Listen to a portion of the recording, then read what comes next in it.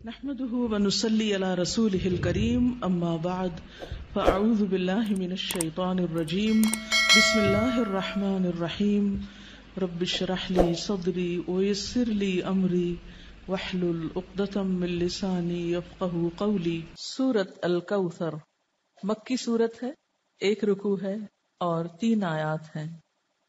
اس سورت کا دوسرا نام سورۃ النحر بھی ہے۔ اس کے شان نزول میں ایک روایت آتی ہے، دلائل النبوہ میں ہے کہ جس شخص کی اولاد یعنی بیٹا مر جائے تو عرب اس کو ابتر کہتے تھے۔ ابتر کہتے ہیں جڑ کٹے کو، کہ اس کی نسل ختم ہو گئی۔ جس وقت آپ کے صاحبزادے قاسم یا ابراہیم کا علیہ السلام بچپن میں ہی انتقال ہو گیا تو کفار مکہ نے آپ کو ابتر کہہ کے پکارنا شروع کر دیا یا طعنہ دینے لگے۔ ایسا کہنے والوں میں عاص بن وائل کا نام خاص طور پر ذکر کیا جاتا ہے۔ اس کے سامنے جب آپ کا ذکر کیا جاتا، آپ کی کوئی بات کی جاتی تو نفرت سے کہتا اس کی بات چھوڑ دو، یہ کچھ فکر کرنے کی چیز نہیں، کیونکہ وہ تو ابتر ہے، اس کو ختم ہونے دو، اس کا تو کوئی نام لینے والا بھی باقی نہیں رہے گا۔ جب اس کا اپنا انتقال ہو گیا تو کوئی بھی اس کو یاد نہیں رکھے گا، کیونکہ عربوں کے ہاں بیٹے ایسی چیز تھے جن پر وہ بھروسہ رکھتے تھے اور جنہیں اپنی شان اور عزت کی چیز سمجھتے تھے۔ تو اس پر اللہ تعالیٰ نے آپ پر یہ سورت نازل فرمائی۔ بسم اللہ الرحمن الرحیم، انا اعطیناک الکوثر، بے شک ہم نے آپ کو کوثر عطا کی۔ کوثر کا لفظ کاف تے رے سے ہے، کثرت کے معنی میں۔ اس کے کئی مفہوم بتائے گئے ہیں۔ ایک معنی تو اس کا خیر کثیر سے کیا گیا ہے کہ بہت کثرت سے ملنے والی خیر اور بھلائی، کیونکہ کوثر کے لفظ میں بھی مبالغہ پایا جاتا ہے، اس کا لفظی معنی ہی خیر کثیر بنتا ہے، تو بعض نے اس کو لفظی معنی میں لیا ہے۔ پھر اسی طرح اس سے مراد وہ نہر بھی لی گئی ہے جو جنت میں آپ کو عطا کی جائے گی۔ پھر اسی طرح اس سے مراد وہ حوض بھی ہے جس سے آپ اپنی امت کو پانی پلائیں گے۔ ابن کثیر نے کوثر سے مراد خیر کثیر ہی لیا ہے، کیونکہ خیر کثیر میں پھر ساری چیزیں آ جاتی ہیں، وہ جنت کی نہر بھی آ جاتی ہے، حوض کوثر بھی آ جاتا ہے، اور آپ کو جو فتوحات دنیا میں نصیب ہوئیں، اسلام کا بول بالا ہوا، آپ کا مشن آپ کی زندگی میں مکمل ہوا، یہ تمام چیزیں اس ایک لفظ میں شامل ہو جاتی ہیں۔ گویا جتنی نعمتیں آپ کو ملیں ان سب کے لیے ایک جامع لفظ ہے کہ آپ کے دشمن آپ کے بارے میں جو بھی کہیں، لیکن ہم نے آپ کو خیر کثیر عطا کر دی ہے، وہ خیر کثیر جس کا سلسلہ دنیا سے شروع ہو کر آخرت تک جاتا ہے، یعنی صرف آخرت میں نہیں، دنیا میں بھی آپ کو خیر کثیر عطا ہوئی۔ اس کے بارے میں کچھ احادیث بھی ہیں۔ حضرت انس کہتے ہیں کہ ایک روز آپ صلی اللہ علیہ وسلم مسجد میں ہمارے درمیان تھے، اچانک آپ پر ایک قسم کی نیند یا بے ہوشی سی طاری ہوئی، پھر ہنستے ہوئے آپ نے سر مبارک اٹھایا۔ ہم نے پوچھا، اے اللہ کے رسول صلی اللہ علیہ وسلم، آپ کے ہنسنے کا سبب کیا ہے؟ آپ نے فرمایا کہ مجھ پر اس وقت ایک سورت نازل ہوئی ہے، یعنی اس سورت کے نازل ہونے پر آپ مسکرائے۔ پھر آپ نے بسم اللہ کے ساتھ یہ سورت کوثر پڑھ کر سنائی۔ پھر فرمایا، تم جانتے ہو کوثر کیا چیز ہے؟ ہم نے کہا اللہ و رسولہ عالم۔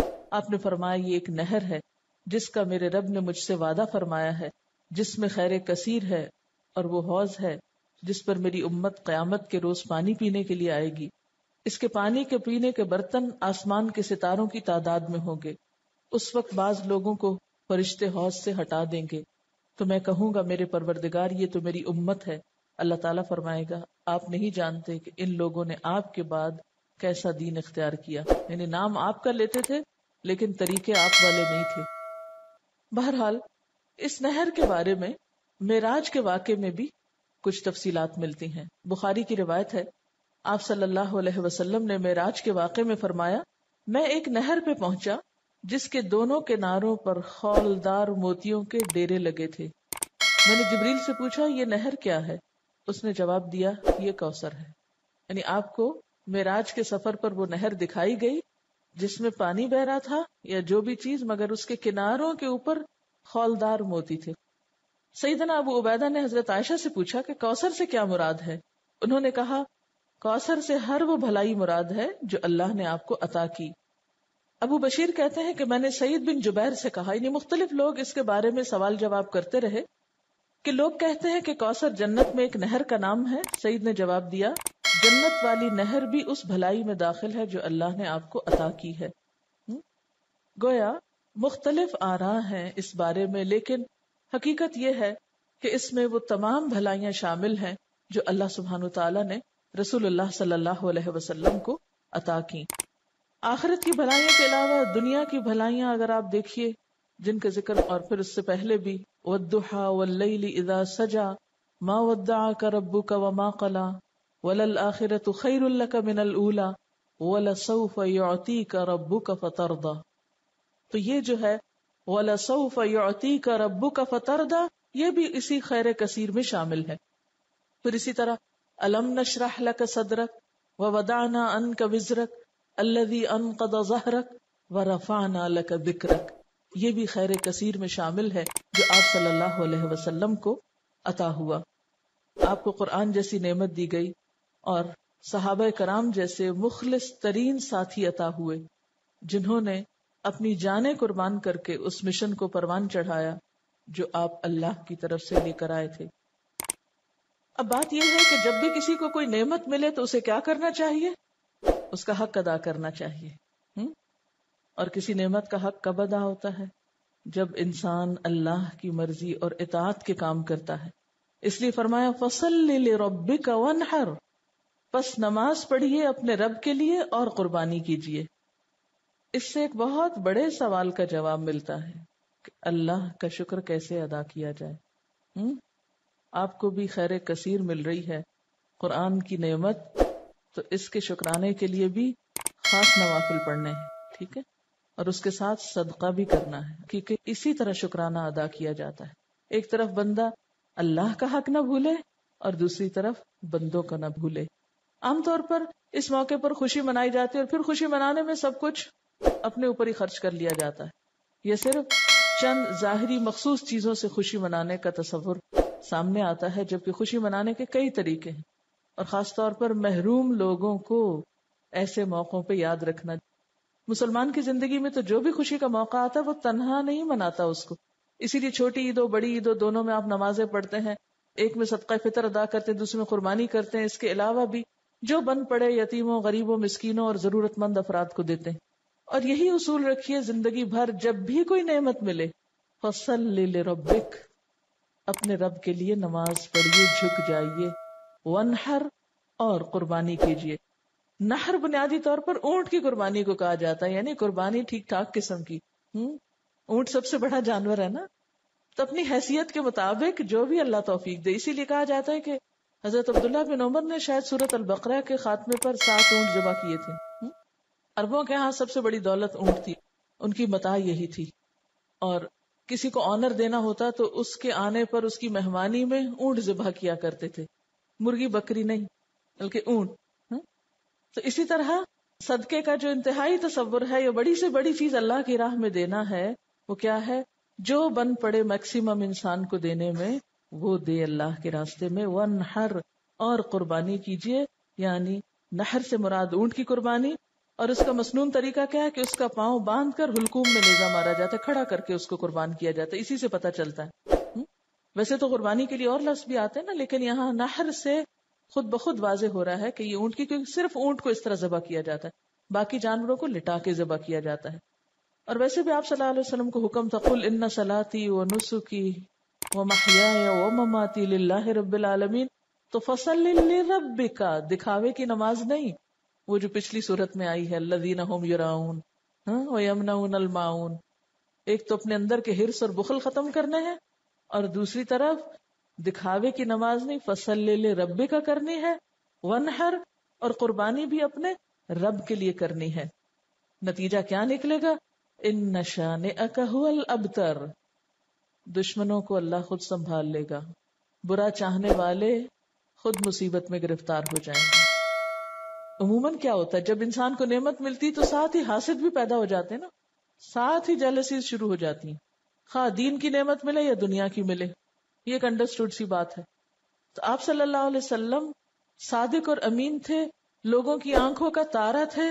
جب سے آپ کو نبوت ملی، ابو جہل ابو لہب ناراض ہو گئے، ساری حمایتوں سے دستکش ہو گئے، اپنے ہی خاندان کے لوگ مخالف اور دشمن ہو گئے، ادھر اہل کتاب دشمن بن گئے. ہاں؟ ان کو کیا ہوا؟ وہ تو اتنے انتظار میں تھے، ان کو بھی حسد مار گیا کہ ہمارے قبیلے سے کیوں نہیں آئے، ہماری بنی اسرائیل میں سے کیوں نہیں آپ نکلے. تو یہ شیطان انسان کو چھوٹی چھوٹی چیزوں میں آ کے الجھا دیتا ہے، معمولی معمولی چیزوں کو انا کا مسئلہ بنا کر انسان کو حق سے دور کر دیتا ہے. تو ایسے موقع پر انسان کو پرواہ نہیں کرنی چاہیے. اللہ جو بھی نعمت عطا کرے، خیر کثیر پھر دین ہی کے کانٹیکسٹ میں ہے، کیونکہ آپ صلی اللہ علیہ وسلم کو تو سب سے بڑا انعام خاتم النبیین ہونے کا آنر ملا تھا، اور آپ پر دین مکمل ہوا تھا، سب سے بہترین کتاب آپ پر اتاری گئی تھی. تو یہ سب کچھ خیر کثیر میں آتا ہے، آپ کے آنر میں یہ سب کچھ. تو آپ کو ان سب چیزوں کا شکرانہ ادا کرنے کے لیے نماز اور قربانی کی طرف متوجہ کیا جا رہا ہے، اور دشمنوں کے حسد سے بچنے کا بھی بہترین طریقہ ہے. جہاں دیکھیں کوئی شخص بہت مخالفت کر رہا ہے اور مخالفت کی وجہ آپ کو پتہ چل رہی ہو کہ حسد ہے، کچھ بھی نہیں اور وجہ کوئی دلیل نہیں، اس کے پاس صرف جیلس ہے، تو ایسی صورت میں کیا کریں؟ 2 نفل پڑھ کے اللہ سے مدد مانگے. کسی قسم کی پریشانی کی ضرورت نہیں، اللہ کے حضور جھک جائیں، دعا کریں. نمبر 2، صدقہ خیرات کریں. یہ 2 طریقے دنیا میں انسان کو پروٹیکٹ کرتے ہیں. وَاسْتَعِینُوا بِالصَّبْرِ وَالصَّلَاةِ، اور دوسری طرف صدقہ اللہ کے غضب کو ٹھنڈا کرتا ہے اور انسان کو آفات سے بچاتا ہے. اور نماز کے اندر پھر دعا بھی شامل ہے. ادھر سے مصیبت اتر رہی ہوتی ہے، ادھر سے دعا اٹھ رہی ہوتی ہے، جو بھاری ہو وہ دوسرے پہ غالب آ جاتی ہے. فرمایا ان شانئک ھو الابتر، تیرا دشمن جڑ کٹا ہو جائے گا، اس کا کوئی نام لیوا باقی نہ رہے گا. شانئ کہتے ہیں بغض رکھنے والے دشمن کو، عیب لگانے والے کو. شنآن قوم پیچھے لفظ آپ پڑھ چکے ہیں، اسی روٹ سے ہے. ایسا دشمن جو بدخواہ بھی ہو اور کینہ پرور بھی ہو، عداوت بھی رکھتا ہو، بغض بھی رکھتا ہو. اور یہ دشمنی کا تیسرا اور انتہائی درجہ ہوتا ہے. قریش مکہ آپ کے ایسے ہی دشمن بن گئے تھے، تو اس لیے آپ صلی اللہ علیہ وسلم کو تسلی دی جا رہی ہے، آپ کا نام بلند رہے گا، وَرَفَعْنَا لَكَ ذِكْرَكَ، اور آپ کے دشمن جڑ کٹے ہو جائیں گے. اور یہ حقیقت آج دیکھیں ہر نماز میں، ہر اذان میں، دنیا کے اربوں خربوں مسلمان دن میں کئی دفعہ آپ کا نام سنتے ہیں، پڑھتے ہیں، درود شریف پڑھتے ہیں آپ پر. ایک دن میں پوری دنیا کے مسلمانوں کے درود شریف کو آپ جمع کر لیں، اگر ویسے بھول بھی جائیں تو نمازوں میں ہی جو درود شریف ہے تو کتنا آپ کا نام لیا جاتا ہے، کتنا آپ کا ذکر خیر کیا جاتا ہے، کیسی کیسی آپ کی تعریف ہوتی ہے. اور یہ سلسلہ قیامت تک چلتا ہی جائے گا، بڑھتا ہی جائے گا. یعنی آپ کے دور میں جتنے لوگ آپ کا نام لینے والے تھے اس سے اب تعداد میں کتنے زیادہ ہیں جو آپ کا نام لینے والے ہیں. اور پھر قیامت کے دن بھی اللہ تعالیٰ آپ کو مقام محمود عطا کرے گا، جب ساری مخلوق کی زبان پہ آپ کی تعریف جاری ہو جائے گی. اور آپ کے دشمنوں کو کیا ہاتھ آیا؟